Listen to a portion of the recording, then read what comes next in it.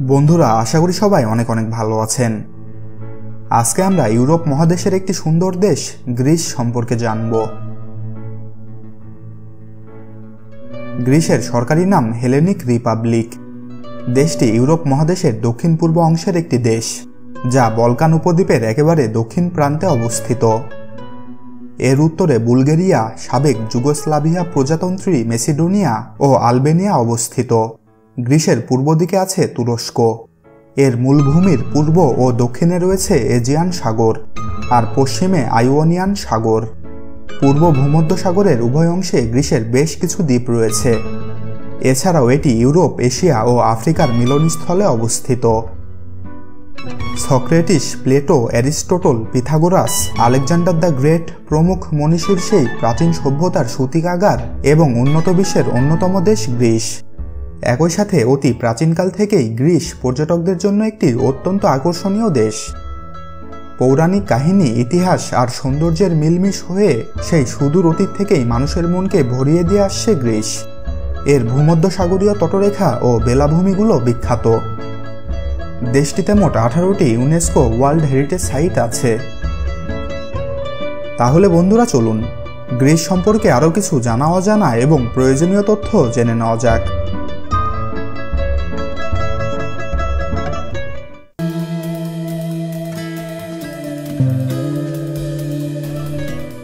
বর্তমান গ্রিকদের পূর্বপুরুষ হচ্ছে একসময়ের পৃথিবী বিজয়ী প্রাচীন গ্রিক সভ্যতা, বাইজেন্টাইন সাম্রাজ্য এবং প্রায় 4 শতাব্দীর অটোমান সাম্রাজ্য। এই দেশ পশ্চিমা বিশ্বের জ্ঞান বিজ্ঞানের সূতিকাগার এবং গণতন্ত্রের জন্মদায়ক স্থান হিসেবে সুপরিচিত। গ্রিসের আরও কিছু বৃহৎ অবদান হচ্ছে পশ্চিমা দর্শন, অলিম্পিক গেমস, পশ্চিমা সাহিত্য, রাষ্ট্রবিজ্ঞান, গুরুত্বপূর্ণ বৈজ্ঞানিক আবিষ্কার এবং নাটক। সব মিলিয়ে গ্রিসের সভ্যতা সমগ্র ইউরোপে একসময়ে সবচেয়ে প্রভাবশালী সভ্যতা হিসেবে পরিগণিত হতো। বর্তমানে গ্রিস একটি উন্নত দেশ এবং 1981 সাল থেকে ইউরোপীয় ইউনিয়নের সদস্য। 1,31,957 বর্গ কিলোমিটার আয়তনের এই দেশটিতে প্রায় 1,08,00,000 মানুষের বসবাস।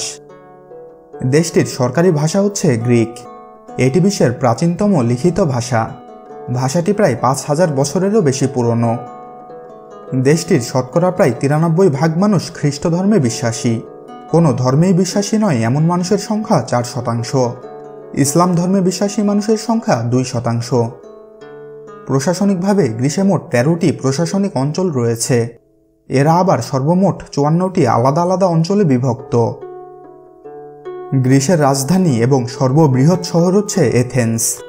এথেন্স একই সাথে বিশ্বের প্রাচীনতম শহরগুলোর মধ্যে অন্যতম। প্রাগৈতিহাসিক যুগের মানব সভ্যতার নিদর্শন এথেন্স শহরের সর্বত্র জুড়ে রয়েছে। বিশ্বব্যাপী ভ্রমণ পিয়াসুদেরও কাঙ্ক্ষিত দর্শনীয় স্থান এই নগরী। গ্রিসের জনসংখ্যার 1/3 ওপর বাস করেন এথেন্সে। শহরের প্রতিটি বাড়ির বারান্দায় দেখা যায় ফুল, লতাপাতার বাহার। যেমনটি বললাম, এথেন্স গ্রিসের অত্যন্ত গুরুত্বপূর্ণ শহর সেই প্রাগৈতিহাসিক কাল থেকেই। আর এথেন্সের মূল আকর্ষণগুলোর মধ্যে প্রাচীনতম শহর অ্যাক্রোপোলিস অন্যতম। গ্রিসের সোনালী যুগের অন্যতম ধারক ও বাহক অ্যাক্রোপোলিস শহরটি বর্তমানে জাদুঘর হিসেবে মনোরঞ্জন করে চলেছে পর্যটকদের। একটি চুন পাথরের পাহাড়ের উপর নির্মিত এথেন্স তথা গ্রিসের প্রাচীনতম শহরকেই বলা হয় অ্যাক্রোপোলিস, যেখানে রয়েছে ধর্মীয় উপাসনালয়, নগর দুর্গ সহ তৎকালীন রাজার বাসস্থান। একে প্রাচীন গ্রিসের দেবদেবতার বাসস্থান বললেও অত্যুক্তি হবে না। এখানকার মূল উপাসনালয়টি দেবী এথেনাকে উৎসর্গ করে বানানো হয়। এছাড়াও এখানে রয়েছে অনেক ছোট ছোট উপাসনালয়ের ধ্বংসাবশেষ। অ্যাক্রোপোলিসের উচ্চতা সমুদ্র সমতল থেকে প্রায় 600 ফুট এবং আয়তন 30,500 বর্গমিটার। অ্যাক্রোপোলিসের নির্মাণ কাজ শুরু হয় খ্রিস্টপূর্ব 447 অব্দে।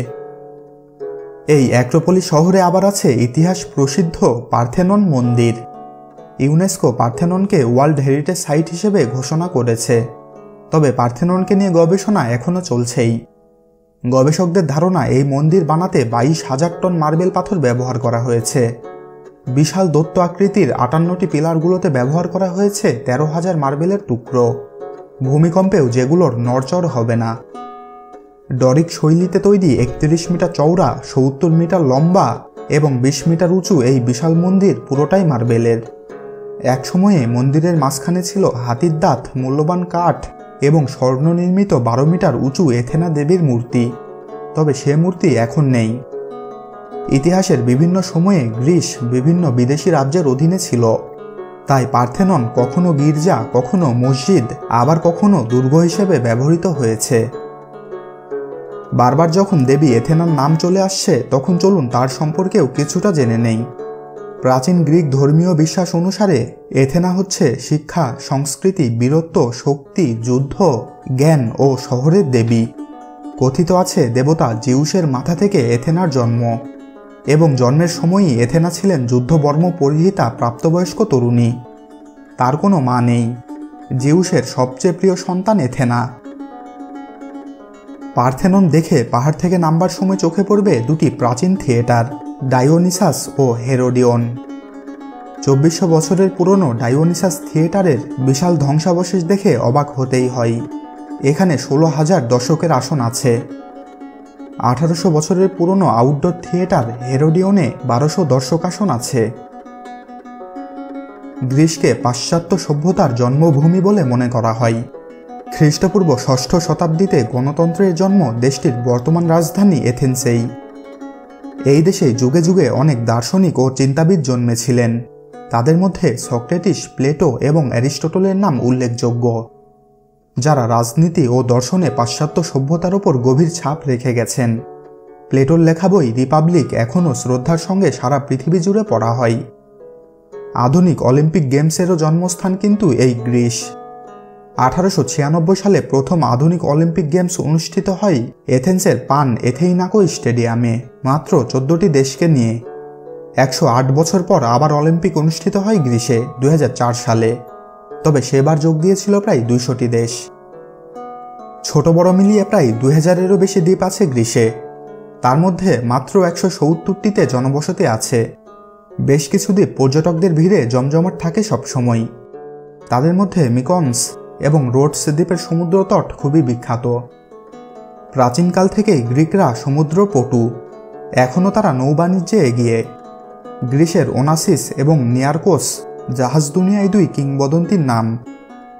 গ্রিক সঙ্গীতের প্রধান বাদ্যযন্ত্রের নাম বুজুকি, যা খানিকটা ম্যান্ডোলিনের মতো দেখতে। এটি 3 বা 4 তারের যন্ত্র, তবে এর স্বর অনেকটাই গিটারের মতো। গ্রিক খাদ্য অত্যন্ত সুস্বাদু এবং বিশ্বব্যাপী সমাদৃত। গ্রীষ্মকালে দেশটিতে পর্যটকের সংখ্যা দেশটির মোট জনসংখ্যাকেও ছাড়িয়ে যায়। আলেকজান্ডার দ্য গ্রেট ইতিহাসের সর্বশ্রেষ্ঠ যোদ্ধা এবং নেতাদের মধ্যে একজন। তিনি কিন্তু একজন গ্রিক ছিলেন। ফুটবল গ্রিসের জাতীয় খেলা। গ্রিসের অর্থনীতি অনেকটাই পর্যটন নির্ভর। গ্রিসের সরকারি মুদ্রা ইউরো। দেশটির মোট জিডিপি প্রায় 224 বিলিয়ন মার্কিন ডলার এবং মাথাপিছু আয় প্রায় 21,000 মার্কিন ডলার। গ্রিসের ডায়ালিং কোড হচ্ছে +30। তাহলে বন্ধুরা, আজকের মতো এখানেই বিদায় নিচ্ছি। নিয়মিত চ্যানেলটির আপডেট পেতে চ্যানেলটি সাবস্ক্রাইব করে রাখুন। আর ভিডিওটি ভালো লেগে থাকলে ভিডিওটিতে একটি লাইক দেবেন, আর ভালো না লেগে থাকলে তো ডিসলাইক বাটন আছেই। ভিডিওটি বন্ধুদের সাথে শেয়ার করতেও কিন্তু ভুলবেন না। ভালো থাকবেন, ধন্যবাদ।